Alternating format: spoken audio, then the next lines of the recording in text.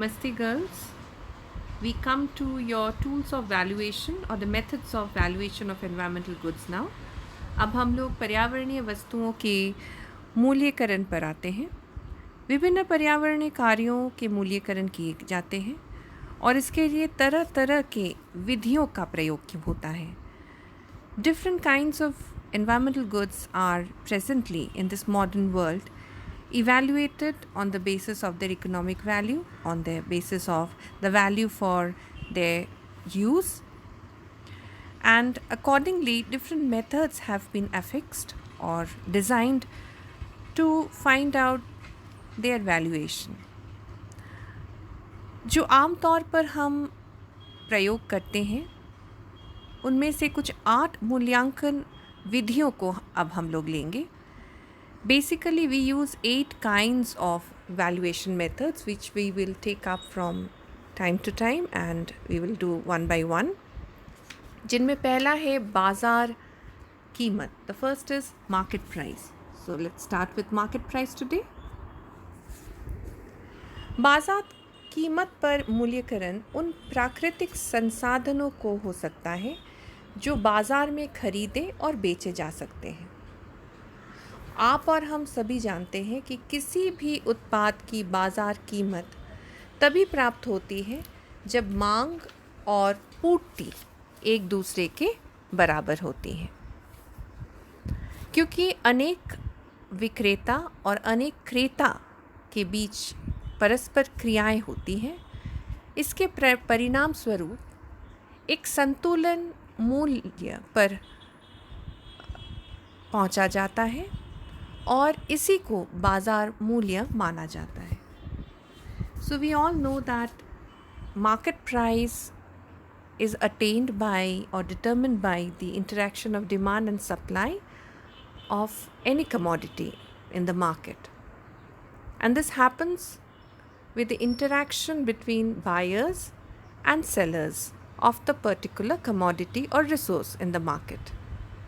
So this method is applicable only when a particular environmental good has a market, or in other words, can be sold or purchased in market. बाजार मूल्य का लाभ यह है कि इसे आसानी से प्राप्त किया जा सकता है और लोगों की चुकाने की इच्छा को प्रतिबिंबित करता है. So market price has the greatest, you can say, ease or advantage that it can be determined very easily because it is determined by the free flow of demand and supply forces, and it also reflects the willingness of pay or the willingness of a consumer to pay for the commodity. अतः लोग इसे विचारणीय वस्तु की कीमत मानकर चलते हैं. Hence, people accept this market price as the value for the commodity under consideration. लेकिन कई मामलों में बाजार मूल्य विकृतिपूर्ण होते हैं और एक वस्तु के वास्तविक आर्थिक मूल्य को प्रतिबिंबित नहीं करता है. But in many cases it is found that the market price of any given environmental resource is highly contradictory because it does not reflect the actual economic value of the resource. अतः बाजार मूल्य के आधार पर संसाधनों के आवंटन से संसाधनों के उपयोग की आर्थिक कार्यकुशलता का पता नहीं चलता है. So if we only consider the price or the market price or the equilibrium price of the object or the resource, then it will not do justice regarding the efficiency or the economic use of the resource, and hence it does not tell us or give us a particular guidance or direction regarding the allocation of such resources in the economy. ये विकृति के तत्व कई प्रकार के हो सकते हैं. So this kind of deviations can be of various kinds. सरकार द्वारा आरोपित कर और उसके द्वारा उपलब्ध कराए गए सहायता या सहाय, उदाहरण के लिए हम कह सकते हैं खाद पर जैसे सहायता सरकार देती है, वास्तविक कीमत से उसकी कीमत कम हो जाती है. So if we take for example the product of fertilizer, now the taxes on such commodities or the subsidies given to such commodities reduce its prices. The market price is no longer the same as its economic value. So market price will definitely not be a true reflection of its economic value. Fertilizer is of high economic value, but its market price is very low. So if we only take the price of the object, it will not give a clear picture of how valuable the commodity is to the economy. अगर हम खाद को लेते हैं तो खाद का बाज़ार मूल्य उसके आर्थिक मूल्य से कम है और ये किसानों को अधिक खाद खरीदने के लिए प्रेरित भी करता है. बाज़ार मूल्य में एक और कम होना जहाँ अच्छा है क्योंकि किसान उसे अधिक मात्रा में और पर्याप्त मात्रा में खरीद के प्रयोग कर सकता है, वहीं दूसरी ओर बाज़ार मूल्य के कम होने पर उसकी आर्थिक मूल्य का सही मूल्यांकन या छवि प्रस्तुत नहीं होती है. बाज़ार मूल्य में एक और विकृति विनिमय दर निश्चित करने से हो सकती है. ये विशेष तौर पर अंतर्राष्ट्रीय क्षेत्र की व्यापारिक वस्तुओं पर अधिक लागू होता है.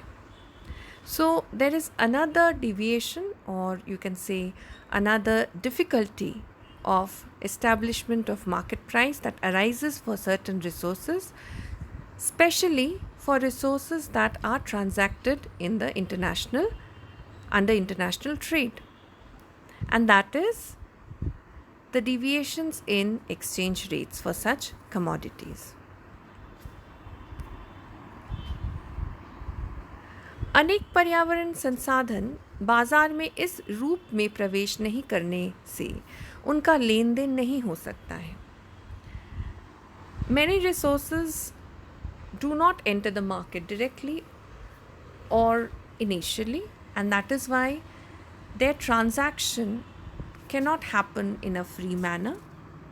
Free flow of purchase and sales do not occur. और ऐसे में इन संसाधनों का बाज़ार कीमत पर मूल्यकरण संभव नहीं होता है और हमें इनके लिए वैकल्पिक मूल्यकरण उपकरणों को खोजना पड़ता है. And so market price can not be judged और fixed for such commodities, and so we have to find other alternative methods to value such commodities or resources.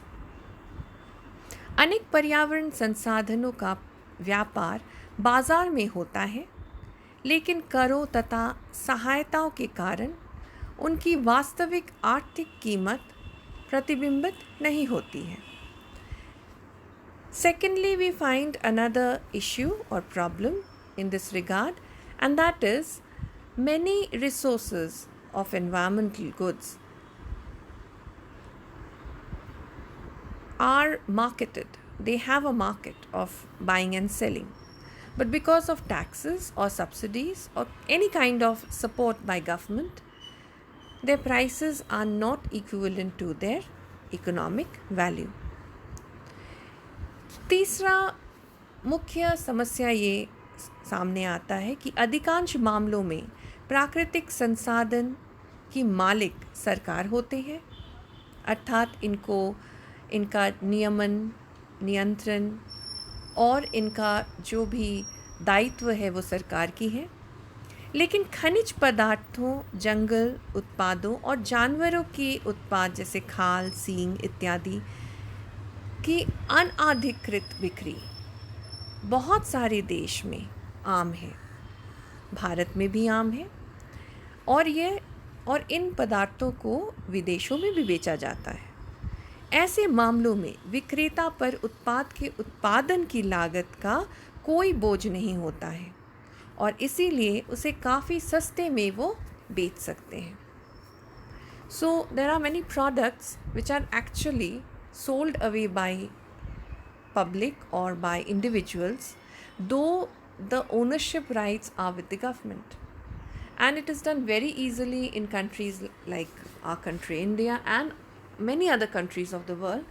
And these products also find an market in the international scenario. So they are also sold under the international trade. The producers of such products do not have any responsibility of production or of the cost. Their cost only is reduced to that point where they have to procure the product from the source. जो उत्पादक होते हैं उनके ऊपर कोई भी अन्य लागत का बोझ नहीं होता है. उनके लिए केवल लागत मतलब प्रोक्योरमेंट कॉस्ट, यानी उस वस्तु को पाने की लागत. So what happens is the producers are not burdened with the cost of production, and so when they sell off the products at a lower cost than the higher economic value that they carry, it is not a big pressure on the producer.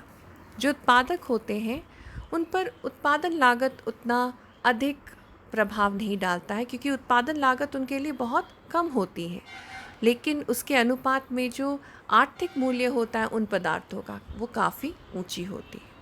इसीलिए बाज़ार मूल्यकरण की विधि हम हर वस्तु पर लागू नहीं कर सकते हैं, या लागू होने पर भी ये सफलता प्राप्त नहीं करती है, ये सफल प्रयास नहीं होती है. Hence we can say that market price is a very limited to only a few environmental goods and cannot be applicable to all the environmental goods. खास करके इस तरह की विधि से हम वस्तु यानी पर्यावरणीय वस्तु या संसाधनों की आर्थिक मूल्य का ज्ञान नहीं प्राप्त कर सकते हैं, या आंकड़ा या उसका मूल्यकरण नहीं कर सकते हैं. बाज़ार मूल्य केवल वह मूल्य होता है जो कि उस वस्तु के खरीद और बिक्री को बताती है, या इन दोनों के बीच का संतुलन प्राप्त करती है.